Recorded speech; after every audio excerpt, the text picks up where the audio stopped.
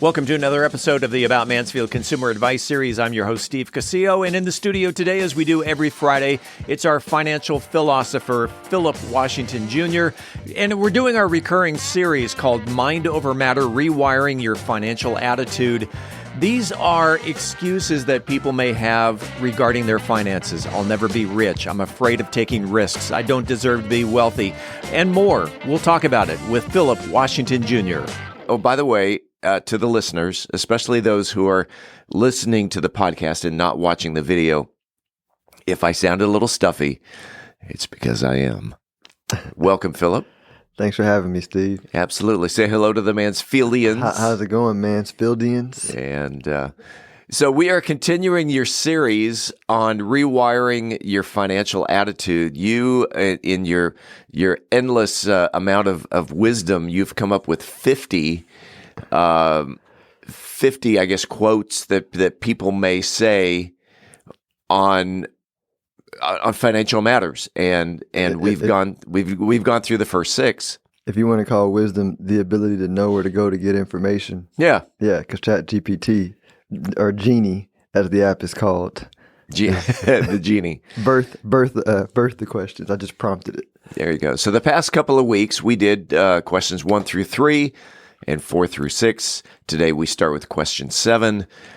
And, I guess it's more of a statement, and I'll just lead you right into it. I'll never be rich, so why bother trying? Yeah, so these are, and we talked offline, these are deep, dark thoughts that, I'm just speaking for me personally. Like, I know in my journey, I've thought many of these thoughts. And so they're thoughts that we're bringing to the surface to help rethink, right? So this thought is, I'll never be rich, so why bother trying? And so rich, wealthy, whatever you want to call it, are all words that don't have a quantitative agreed upon definition. Yeah. And so the it's like beauty, life, love. Like what does it mean to be alive? Everybody's alive, right? There's different levels of appreciation of the life, right? Appreciation meaning like realization. So same with rich, like, yeah, you're rich. Like rich is relative.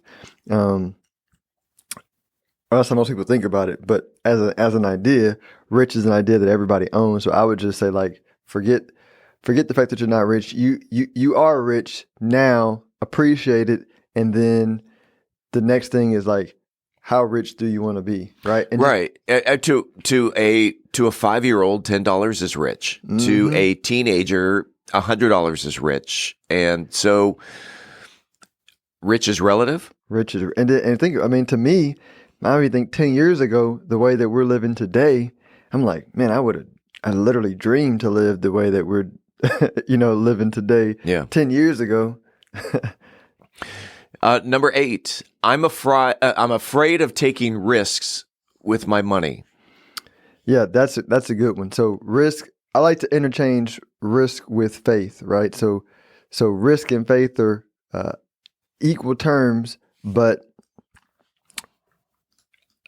faith is required to make a lot of money in investing. Like if you don't want to take risk or have faith in investing, you don't have to. You're just not going to beat inflation. Meaning, like, yeah, inflation is the cosmic destroyer of wealth that was not acquired through faith, right? Meaning, like, bonds are cool. Like, bonds have a guaranteed return, right? Sure. U.S. Treasury bonds are going to give you the best guarantee. I think they're paying like 10-year bond, paying like 4% now.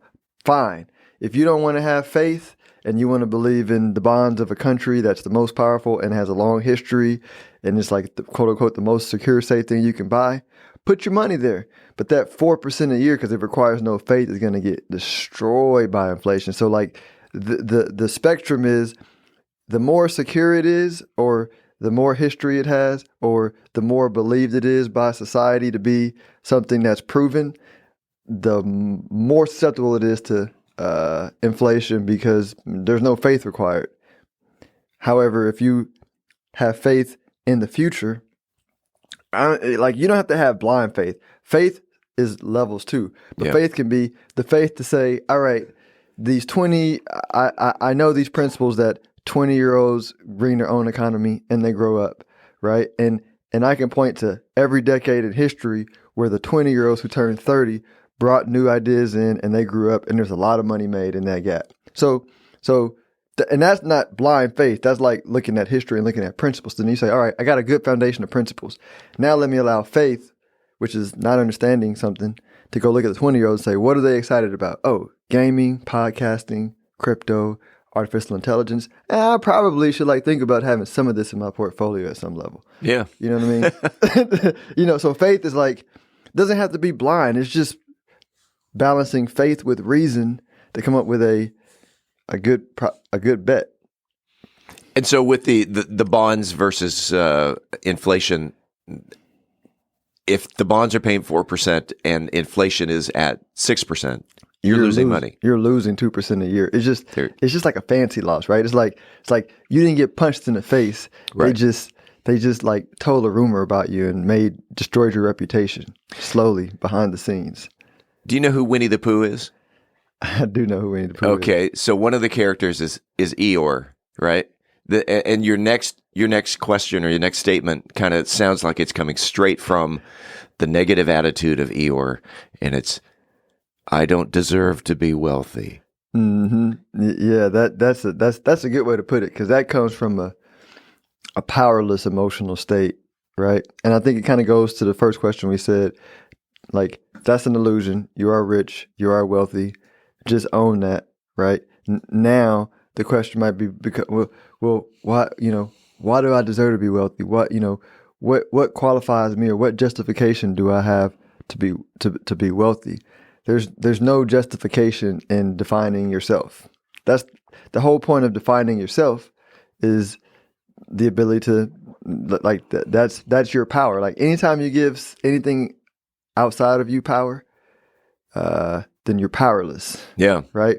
So the starting point for regaining your power is to say, my perspective is the only perspective that matters, right? And going back to no blind faith, it is true. You literally can't go in the dictionary and find a definition of wealth, because it's subjective. It's quality of life, right? So if you can appreciate your quality of life, you're wealthy, you're rich. Own that, right? Own that perspective and then build from that perspective. Makes sense to me. I'm comfortable with my current financial situation. Yeah, I actually like this one. This is the one that when I read it, I was like, is that even really negative? It's not really. It's because people typically think being comfortable means that it's a bad thing, and I'm like, no. For me, being comfortable is a completely appreciative state. It's like saying it would be the equivalent of saying, I'm married and I'm comfortable with my wife. Yeah. Right. I'm satisfied. I'm completely satisfied. I don't need anything else. Right. But then we go to business and we go, no, it's bad to be comfortable. Why? The more satisfied I am and comfortable I am with and unconditionally I love my spouse, no matter what they do, the better the marriage, right? The more love flows from that state of being. Same thing in business with money. If you're comfortable with your financial situation, then you don't get insecure when you get around somebody who has more money. All you get is inspiration, right? Sure. So if you want to continue to expand your wealth, you're just going to naturally be in situations where you're going to see things that you want beyond what you have, but it won't destabilize you long term, right? You may have mild annoyance, and you might see this big boat and you might be like, man, I want one of those. You might have mild annoyance, and then you feel it and you go, cool, I'm going to figure out a way to get it, but I'm appreciative of what I got right now, right? And just, you noticed it, you put it into your mind, something that you want, and then you're going to just, with effort that, let me say it a different way. Because when you stay uncomfortable, the reason why so many people are jealous of other people that have what they don't have is because they're uncomfortable. You know what I mean? Yeah. They want it and they're uncomfortable. That's jealousy, literally. And it's the want versus need that want tends to play toward the ego. Need is what's the necessity. I need a home. I need a car to get to work. Or what do you think about the word lust? Do you like the word lust versus? Because I hear what you said. I think I think it's okay to want, right? Because needs are like we can get into a conversation about needs too. I get into people. We'll do that off the air. Yeah. but I think it's like wanting versus lusting. Like I think wanting is perfectly fine. Yeah. I think lusting is a negative energy of desiring something that you don't feel like you already own. Isn't that one of the sins in the Bible? Yeah, 100%. And I think people only apply it to sex. But I'm like, no, lusting is wanting something that you don't feel like you already own the essence of. Right. Let's get into the last one. And I think this is something that people are going to, once you get into this mindset, you'll never get out of it. And it's, I'll start saving or in investing when I earn more money. And you may earn 60 grand a year, 100 grand a year, 150 grand a year, whatever.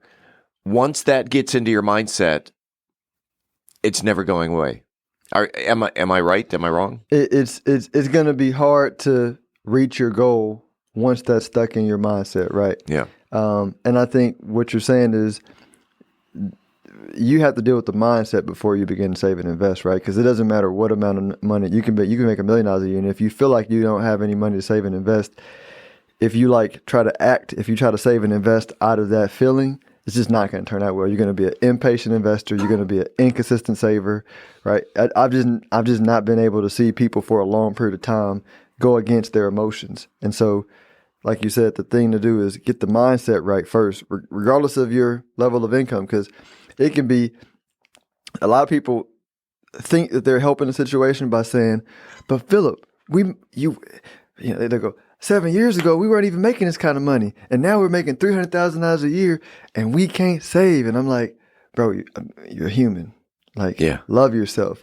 It's fine. It's okay. You're good.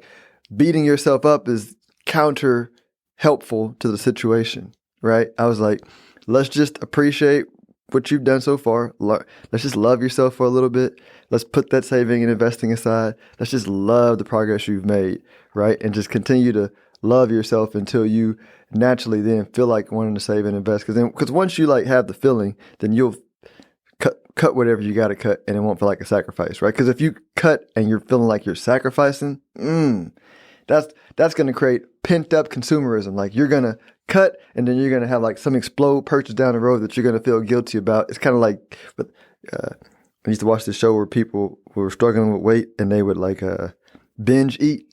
Oh yeah. They would binge eat out of guilt for messing up one step on the diet. And but it's like the law of momentum of the mind, right? You have the muscles in the mind.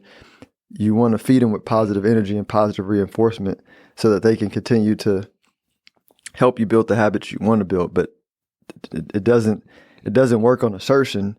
It works on emotion. Wasn't it Black Eyed Peas who sang "I Got the Feeling"? I got the feeling. Yeah. Mm-hmm. Will I Am. There you go. Mm-hmm. Black Eyed Peas. Was that him, Fergie?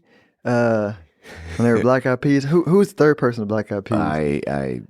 Anyway, I got the feeling. If someone wants to reach out to Phillip Washington Jr.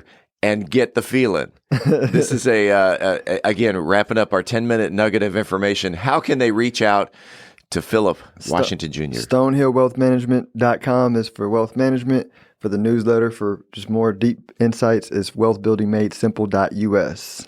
Wealthbuildingmadesimple.us. The name of his podcast is Wealth Building Made Simple, right over there. Phillip Washington Jr. We do this every Friday. Phillip, let's do it again next week. Thanks, Steve. We appreciate you listening to the About Mansfield Consumer Advice Series. By the way, if you own a business and you are interested in being a part of the Consumer Advice Series, if you have the knowledge to give information in 10-minute increments to the consumers, shoot me an email to info@aboutmansfield.com. Again, that is info@aboutmansfield.com. We'll tell you how we can get you all set up. Appreciate it. We do it again next week right here on the podcast.